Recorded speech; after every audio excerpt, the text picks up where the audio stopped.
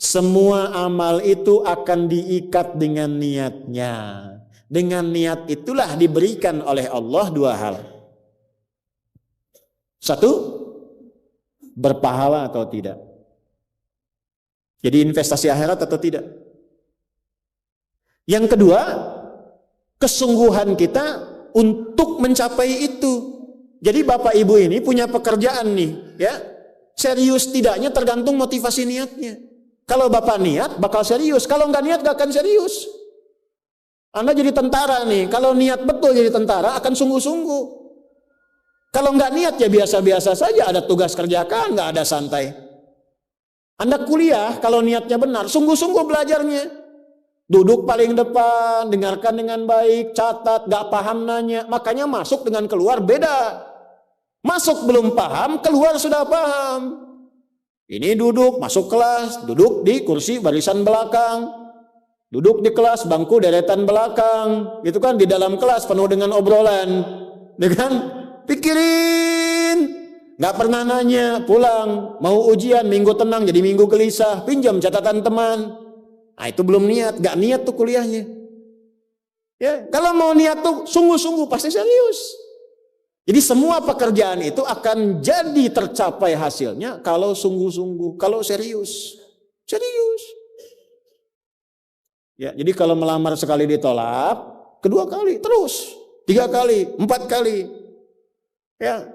Kalau tidak ada di tempat itu, cari tempat lain. Ada seorang pemain biola, tingkat tinggi itu biolanya saja harganya puluhan miliar. Kalau sekali konser, itu tarifnya, tarif konser biola itu bisa di atas 1-2 miliar. Tiba-tiba dia coba iseng ngamen di pinggir jalan. Ya, jadi kalau kita di kereta di New York itu ada stasiun, di situ suka ada yang ngamen-ngamen itu. Iseng beliau ngamen, gak ada yang tahu kalau itu pemain biola termahal di dunia. Begitu memainkan musiknya, bagus musiknya, yang dikasih cuma recehan. Sekian sen. Dapatnya berapa? Ya cuma sekian dolar, 4-5 dolar aja. Padahal ini kalau manggung tarifnya bisa 2 miliar. Tapi analisis komentarnya sangat luar biasa. Ternyata manusia itu, perhatikan, kalau ingin sukses harus pandai menempatkan diri. Dia dihargai murah itu karena di tempat yang memang tidak mengetahui siapa dia. Ketika dia menempatkan diri pada tempatnya, maka berharga nilainya di hadapan Allah. Jadi kalau Anda di satu tempat dianggap tidak bernilai, cari tempat lain. Mungkin di situ bukan tempat yang layak bagi Anda untuk menunjukkan siapa Anda. Tapi mesti serius. Itulah sebabnya ada sa'i. Apa itu sa'i? Ayo lari-lari kecil. Terus lari-lari besar apa? Maraton. Sa'i dari kata sa'a, artinya sungguh-sungguh, serius mencapai peluang, naik ke atas bukit untuk melihat dengan jernih ke rahmah. Ya, lihat dari sofa sampai marwah dengan sifat rahmah. Marwah itu puncak tertinggi yang ingin diraih. Maka gunakan dengan sa'i, sungguh-sungguh serius. Kalau lihat peluang kejar walaupun dengan berlari. Kalau nyampe nggak ketemu, balik lagi. Walaupun sampai bolak-balik. Pada akhirnya pasti ditemukan yang cocok dengan kita. Sungguh-sungguh. Nah ini Jadi kalau Anda ingin serius, ingin sukses, ya mencapai sesuatu apapun serius. Yang sekolah serius nih. Ya, perwira-perwira masuk mau sekolah serius. Ya, jangan mengandalkan joki. Ayo serius supaya ilmunya benar. Ya, urutkan. Anda juga sama nih yang di kampus-kampus dan sebagainya tuh. Ya, kuliah yang betul. Kan mau Indonesia emas tuh 2045. Bagaimana bisa dapat emas kalau nggak sungguh-sungguh? Itu yang kemarin PON tuh. Kalau nggak serius nggak dapat emas. Nah, yang kedua begini. Kalau cuman pakai yang pertama, yang belum beriman pun dapat itu. Terus faedahnya kita beriman apa? Ya, gini ya. Ini ada yang belum beriman, non-muslim. Kerja serius. Anda sudah beriman, kerja serius juga, sama-sama serius. Dua-duanya sukses. Lalu manfaat imannya apa? Tuh. Ini untuk menjawab pertanyaan begini, Pak abdi teh muslim. Nah, non-muslim teh tiasa sukses, kaya, abdi teh kaya.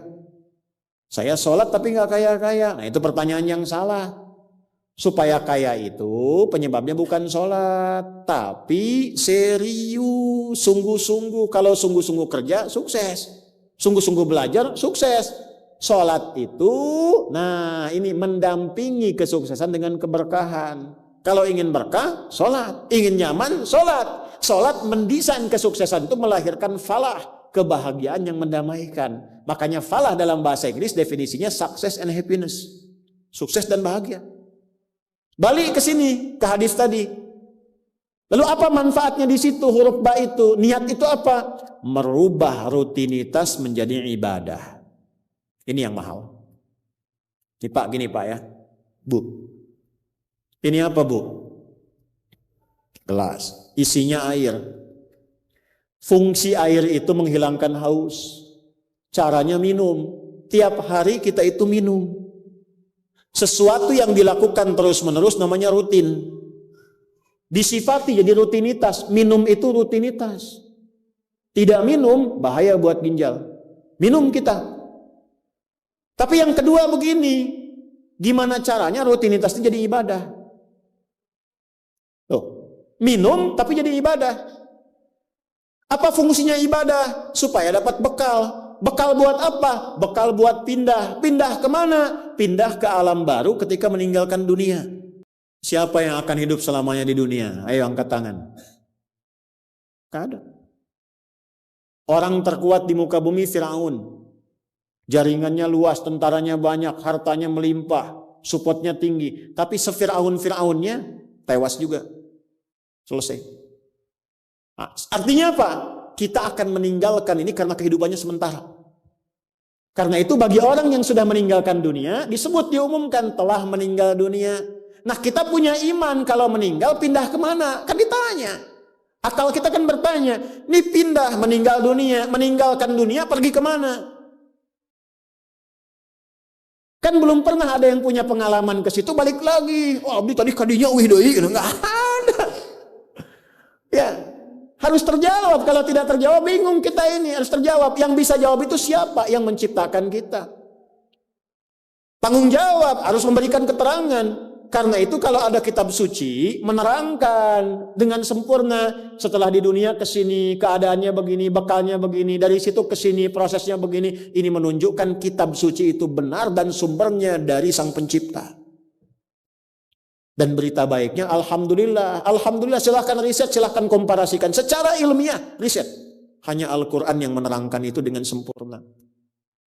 Dari dunia pindahnya ke sini. Alamnya disebut dengan kubur. Pemisahnya disebut barzah. Di dalamnya ada begini. Dijelaskan oleh Nabi rinci. Kalau begini, begini. Kalau begitu, begitu. Selesai itu nanti bertahap seperti ini. Terjadi kiamat begini. Rinci.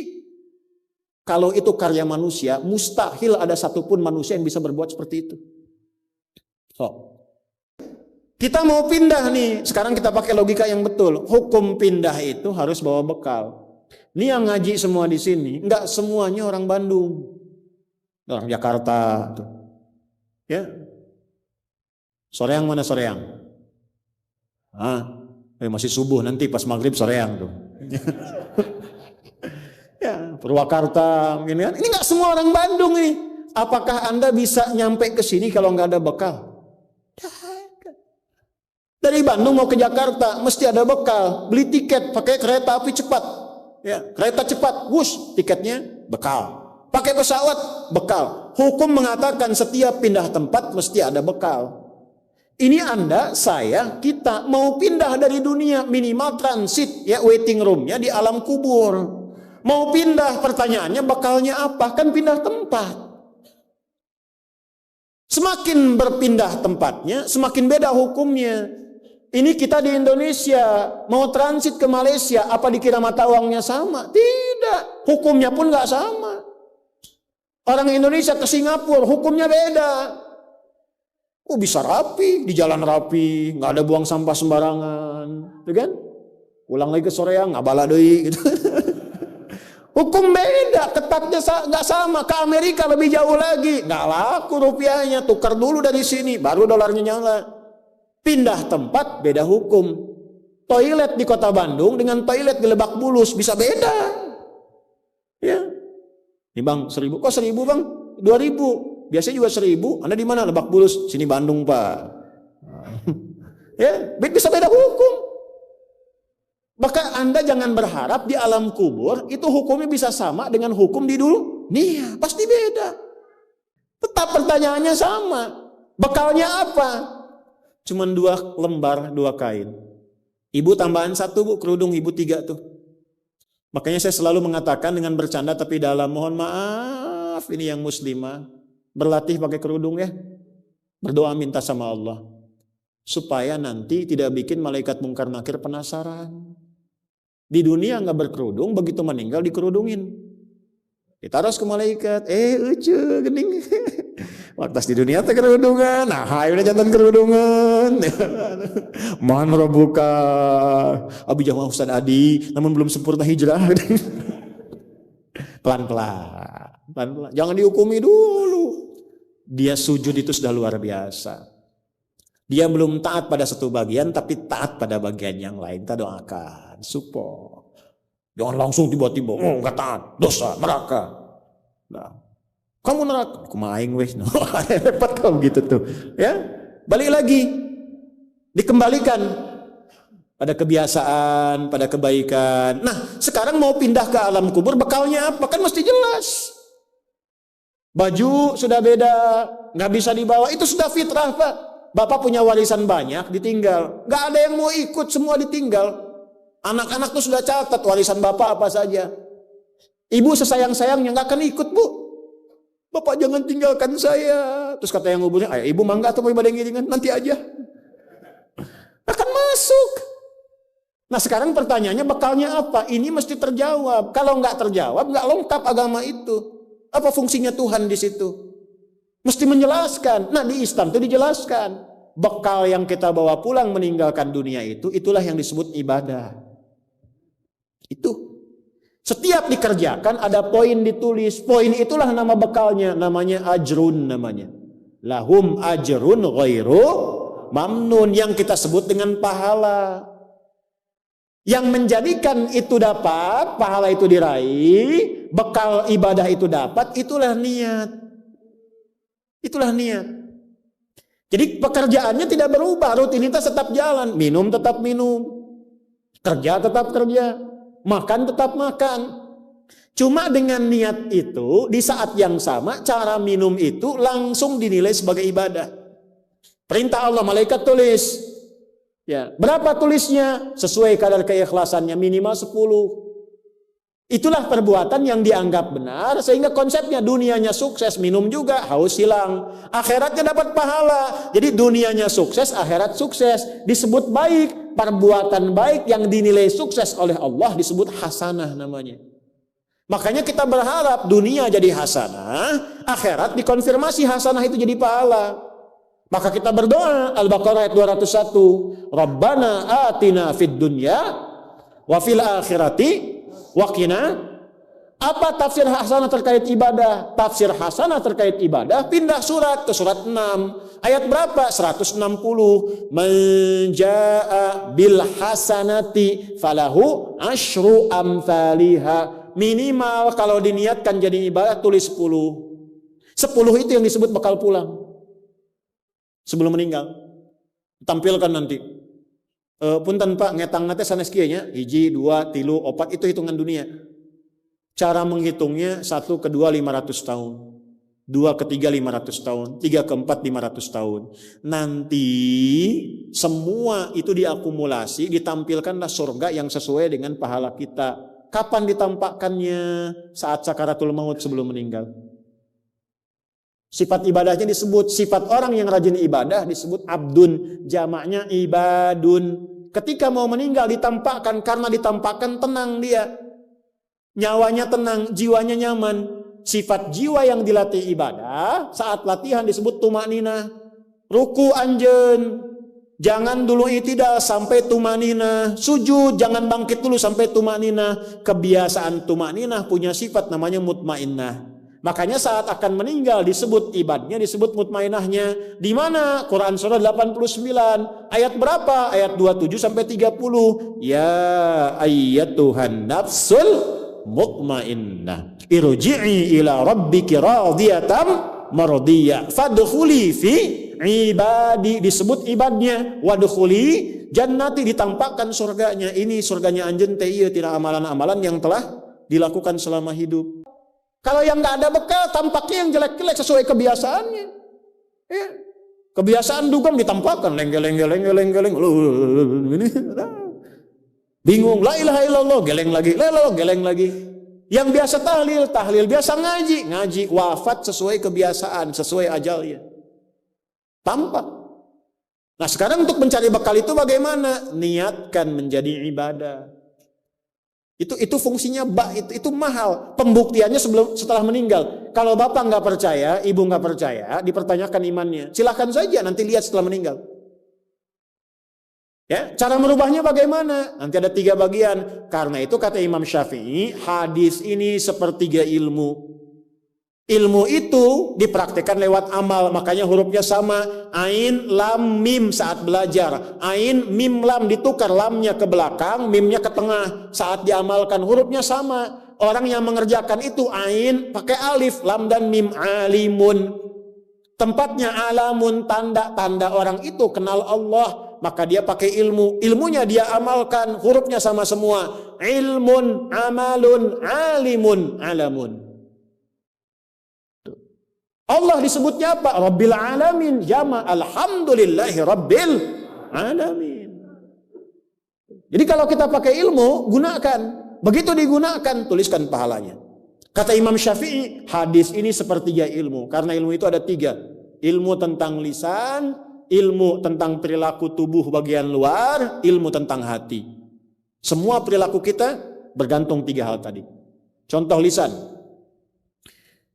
Panitia, kalau ada teh manis bagus banget itu. Enggak, ini contoh, bukan minta. Enggak, ini saya sudah ada minuman, enggak usah bikin teh manis. Contoh aja, contoh. Ya, kalau ada teh manis bagus banget itu. Itu lisan. Begitu lisan keluar, panitia langsung mikir, aduh, nggak dibikin tadi katanya. Maka coba di belakang dibikin, walaupun ustadznya bilang contoh, langsung bikin misal contoh gitu kan. Itu lisan. Kerjakan, siap kerjakan, komando, jalan, lisan. Jadi perilaku kita kadang bergantung lisan. Makanya ada ayat dan hadis tentang lisan. Hati-hati. Kepleset lisan lebih parah dibanding kepleset kaki. Bapak kepleset kaki bisa diluruskan lagi, kepleset lisan lama Pak. Prajurit keluar dari sini, caci maki itu panglima tuh. Jangan dipotong videonya ya, contoh ini mah, contoh. Kepleset lisannya, selesai karirnya. Kepleset kakinya, masih bisa berjalan. Maka lisan tuh ada hukumnya sepertiga bagian hidup kita. Kedua nih, ujung kepala sampai ujung kaki, tangan bergerak, kaki melangkah. Hati-hati. Itu semua ditentukan oleh apa? Ini kolbu, amalan hati. Bapak tahu dari mana kalau orang yang senyum itu senang pada Bapak? Bagaimana taunya? Boleh jadi dia iri hati, di hatinya itu ada sesuatu. Nah, karena manusia bertindak dari 3 bagian ini, maka Imam Syafi'i mengatakan, inilah hadis sepertiga ilmu. Kalau paham hadis ini, sepertiga kehidupan kita tuh hatam. Kuncinya apa? Niatkan semua hal itu menjadi bagian ibadah, maka pekerjaannya berkah, akhiratnya dapat.